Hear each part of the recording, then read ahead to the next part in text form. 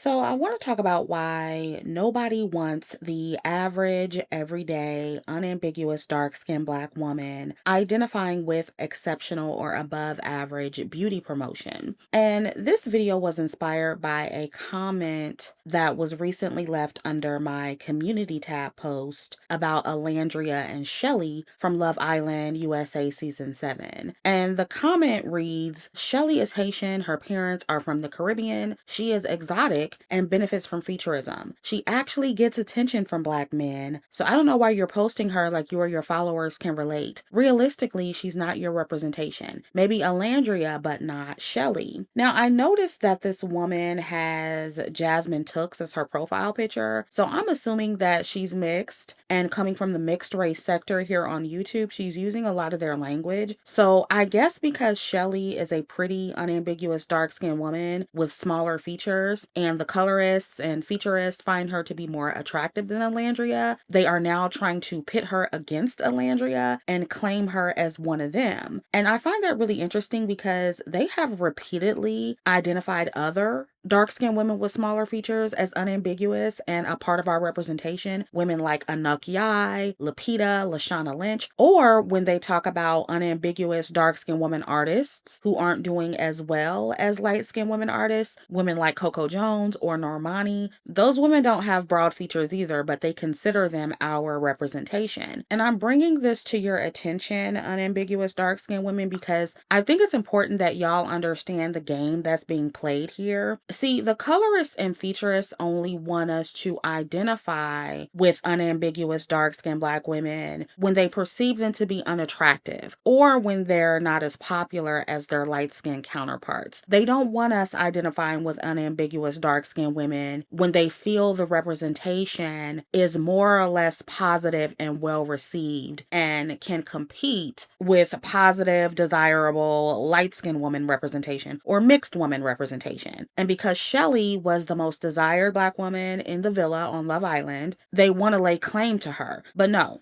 we're going to hold them to their previous talking points. And if we have to claim Anuk and other small nose, unambiguous dark-skinned women, we get to claim Shelly too. You don't get to move the goalpost now because it's a dark-skinned woman that you find to be aspirational. And I actually saw some of them trying to do this with Alandria as well. Not necessarily trying to claim her as mixed, but trying to say that we can't claim her because most dark-skinned women aren't as skinny as she is. Meanwhile, if it's a ghetto, ratchet, ashy, dark-skinned woman on a news clip doing something crazy, we can't point at her and be like, oh, well, she's skinny and she has a small nose, so she doesn't count. And see, that's how you know that this talking point is bullshit, ladies. The only time facial features and body type matters is when the representation is flattering. When the representation is bad, we're all thrown in the same pile, regardless of features and body type. I also want you guys to take note of the constant comparisons and featureism that exists when it comes to two unambiguous dark-skinned women, but not when it's two light-skinned women or two mixed race women. I remember when Glorilla and Lotto did a song together, and I don't recall hearing Black women compare their looks and features and go on and on about how one looks better than the other. This is not to say that Glorilla doesn't experience featureism, but I don't hear Black women comparing her to other light-skinned women or mixed race women when she's collaborating with them. That only seems to happen when it's two unambiguous dark-skinned women being promoted together. And that's how you know colorism is real, because a person's complexion determines how featurist Black people are towards them and how much they are compared to other women in the same group. I've never compared Alandria and Shelly because I like them both. And I've always celebrated them both because I think they're great representation for unambiguous dark-skinned women. Now, do I think that they'll eventually grow apart if they haven't already because of Ace and his jealousy of Nick and him throwing Nick Alandria under the bus? Yeah, I think that they're probably going to grow apart, but that's another topic for another video. I'm strictly talking about beauty and optics here and representation. And to the point this woman made about Shelly being Haitian, sometimes I wonder if these people have ever been outside of the United States, because Black people, mixed people in the Caribbean, they are just as diverse as those here in the States. There are unambiguous Black people and mixed people in the Caribbean, just like it is here in the States. You can also be unambiguous with smaller features. You can be unambiguous with West Indian parents. Being from the Caribbean doesn't automatically make a person mixed or ambiguous. And also, being West Indian is not a big deal either. It doesn't make anyone more special than the other. And I say that as someone with a West Indian father. And as far as what she said about me and my following not being able to claim Shelly because she gets attention from Black men, who over here has never gotten attention from Black men? And why are we even acting like that's a huge flex anyway? And how is it that Alandria never got attention from Black men when that's all she was dealing with before Nick? She also had Jalen, a Black man, come to the show to pursue her specifically. She just happened to be stuck on Taylor, a Black man who didn't want her. And see, this is what I despise about slow people on the internet. They think talking about colorism automatically equates to getting zero attention from men. But to this day, I don't know one dark-skinned woman on YouTube who talks about colorism that has never gotten attention from a Black man. And Shelly and other dark-skinned women getting attention from Black men, that doesn't mean they've never experienced colorism. That's like saying, oh, just because we get hit on by white men, they can't be racist. Like, isn't that a talking point that they use against swirlers all the time? But suddenly with colorism, y'all just get stupid and y'all think if you get attention from Black men as a dark-skinned woman, it's impossible for them to be colorist. No, both can exist simultaneously. So attracting them has never been my problem. I just don't tolerate colorism like most dark-skinned women. And I don't tolerate it from Black men, even if they choose dark-skinned women. And we know that's a thing. Just like racist white men who choose Black women.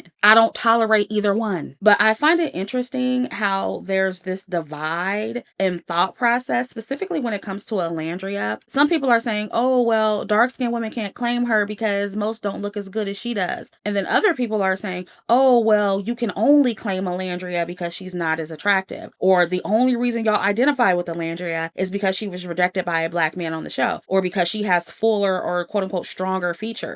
So 1 minute, unambiguous dark-skinned women with full features are being mocked for not uplifting our own features and not loving our own features. And then when we embrace a woman like Alandria, then it's, oh, well, you only relate to her because she has fuller features or because you look more like her. Okay, so are we supposed to uplift our features or not? Because if I or other Black women over here were putting down Alandria for her features, then the goalposts will move and it would be, see, you guys hate yourselves. I told you hate yourselves. So ladies, do you see how there's really no winning in the Black community when it comes to us? That's exactly why I don't believe in Black women, and especially unambiguous dark-skinned Black women trying to appease this community. Because let's just say that every single Black woman defending Alandria looks similar to her, which by the way, that's not true because there are tons of Black women of all phenotypes who were defending Alandria and Shelly because the racism was so bad this season on Love Island. But let's just say all the Black women who were defending Alandria look similar to her. Didn't the Black community tell us to love our own features and love our dark skin? So loving them would look like us identifying with women like Alandria. Defending women who have features who are similar to ours. Since Alandria is getting attacked the most because of her features and also because the Black community is butthurt that she's with a white man and not a Black man and butthurt about her and Nick getting all this visibility, more visibility than any other couple on the show. Since she's being targeted, yeah, we're gonna defend her the most. That is what we're supposed to do. Isn't that what you told us to do? Love ourselves, love who we are. Just like the women who phenotypically identified more with Huda and Amaya, those women are defending them. Why wouldn't there be Black women doing the same for Alandria? See, here's the problem. Everyone is so used to unambiguous dark-skinned women living vicariously through mixed women and putting their beauty on a pedestal. So much so that when there are a group of us who don't do that, it's so foreign to them that they can't handle it. They're like, wait, you're supposed to be putting us on a pedestal. Why are you doing this for Alandria? And this is why I always say that they don't actually want dark-skinned women uplifting our own features. Why? Because that means less praise and less of a pedestal for them. And listen, it's really gonna be a problem if more dark-skinned women start embracing their natural type 4 hair instead of putting like the mixed race hair, type 3, 2, and 1 hair on a pedestal. They really gonna be salty if that ever happens. And don't ever let me be in charge of dark-skinned Black beauty promotion on a mainstream level because I would promote more variety in hair, body type, and really make bitches mad. But either way, Alandria Andrea and Shelley are still beautiful representation for us. And yes, the average, everyday, unambiguous dark-skinned woman can absolutely claim them, just like other groups of average and everyday people claim their exceptional representation.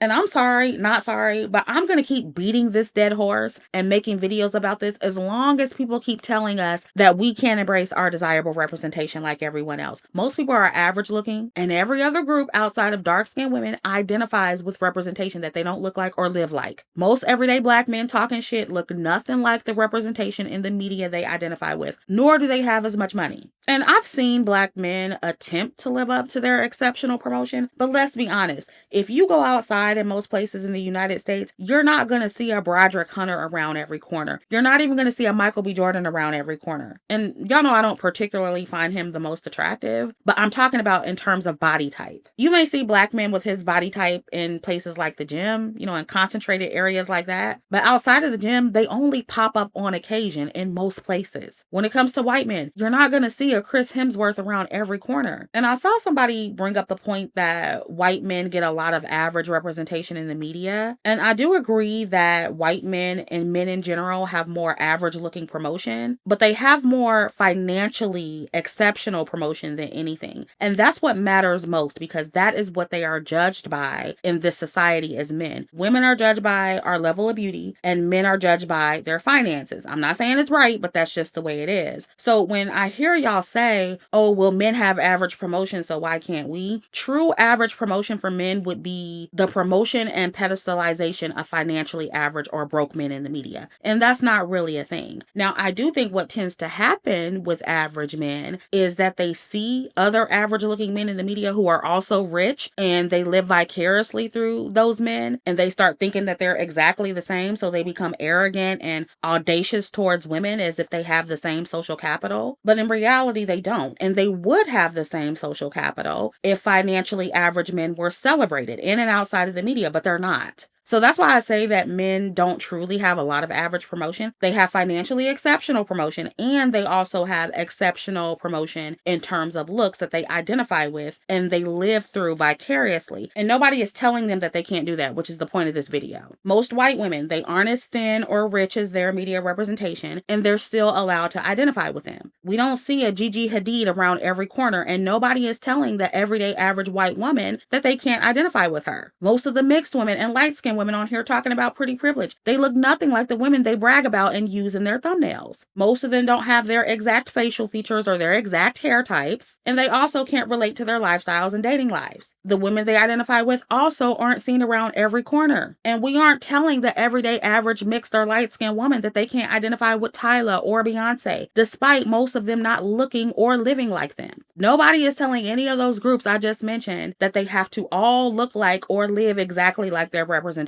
They only say that kind of shit to unambiguous dark-skinned women. We're the only ones being told that our representation has to be 100% realistic. We're the only women being told that we aren't allowed to have or identify with our exceptional promotion. And that is because they see our exceptional promotion as a threat to theirs and their position on the beauty hierarchy. That's the issue here. If we start getting more exceptional promotion that can compete with the status quo, then we become more of a threat to the status quo. And we don't become a threat just for other women. We also become a threat for Black men as well, because exceptional promotion is aspirational and it encourages everyday average people to try to reach whatever it is they're looking at, for better or for worse. And if more everyday dark-skinned women try to look similar to our exceptional representation, whether that's by way of losing weight, embracing our femininity, that automatically makes us more desirable to a wider pool of men, which means we are less likely to be conned into being placeholders for dusties. So when you think about it in terms of survival, it makes sense as to why it's very beneficial for most groups to try to attempt to keep unambiguous dark-skinned women at the bottom of the beauty hierarchy, because that keeps them at the top. It's all about survival. And even if other groups aren't aware of the ways in which they attempt to hold on to their position or hold on to their privileges, that's exactly what they're doing, because it's just what humans do. Most people are going to go along with whatever is in their best interest, even if it undermines other people. That's the harsh reality of human human nature. So I expect these people to keep trying to sabotage unambiguous dark-skinned women to keep their position. But I feel like it's part of my purpose to put unambiguous dark-skinned women on game, because I don't see any other Black woman with a large or decent sized platform telling it like it is. And somebody has to tell the truth about this. Because unfortunately, I do see dark-skinned women taking the bait and promotionally sabotaging themselves. They fully accept light-skinned women's exceptional and aspirational promotion. They even co-sign those women representing them and Black womanhood in general. But then when it comes to women who are dark-skinned like themselves, they only want average or below average promotion. And I always hear dark-skinned women say, oh, well, we aren't allowed to have average representation. And that's not true. Dark-skinned women have plenty of average representation. I do agree that in society, we often have to be above average to be considered attractive, but we have a plethora of average promotion. And I believe that's the reason why so many dark-skinned women are uncomfortable with the idea of having more exceptional promotion. We're so used to seeing ourselves being portrayed as slaves and mammies and Jezebels and sidekicks that we can't see ourselves in any other light. So we've internalized the belief that we're not worthy of aspirational promotion. And some of us also fear that we can't live up to it. And listen, that's a valid fear, because don't get me wrong, there are definitely downsides to aspirational promotion and representation that is too unrealistic. That's why many white women have EDs, because their representation historically has been so narrow and unattainable in terms of body type. So I do think that balance is needed. I still believe in promotional variety when it comes to unambiguous dark-skinned women, even with aspirational promotion. I don't believe that only perfect unambiguous dark-skinned women should be promoted. I don't believe that only super skinny unambiguous dark-skinned women should be promoted, or only unambiguous dark-skinned women with keen features. There should definitely be a variety. And this is why we did our best to showcase a variety of dark-skinned women on DDS when it was active. Most everyday dark-skinned women can look on that page to this day and find at least one dark-skinned woman they can relate to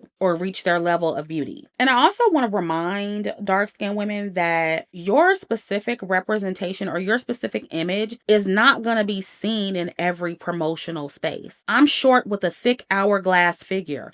I don't expect to always see that in dark-skinned women representation. If it's a modeling setting, I expect to see the Anuk Yais and the Naomi Campbells. And that's appropriate for that setting where tall, thin women of all races are being promoted. Promotionally competing isn't just about corrective promotion, ladies, but it's also about putting out representation that suits the occasion. And you won't be represented in every single scenario. That's just not realistic. And even if the representation doesn't look exactly like you, but the woman is unambiguously Black, that is your representation. And you are allowed to identify with it and defend it the same way other groups do when it comes to their exceptional promotion. So I just wanted to put my thoughts about this in one single video so I could refer people to this when they make the talking point that we can't identify with certain promotion because we don't look exactly like it. Because I hear this a lot. So if you ever hear this talking point, make sure you send people this video. And I'm sure I'll discuss it more in future videos, but I'll go ahead and end this one here. Let me know what you think about this topic in the comments. Also be sure to like, share, and subscribe, and I'll catch up with you in the next video.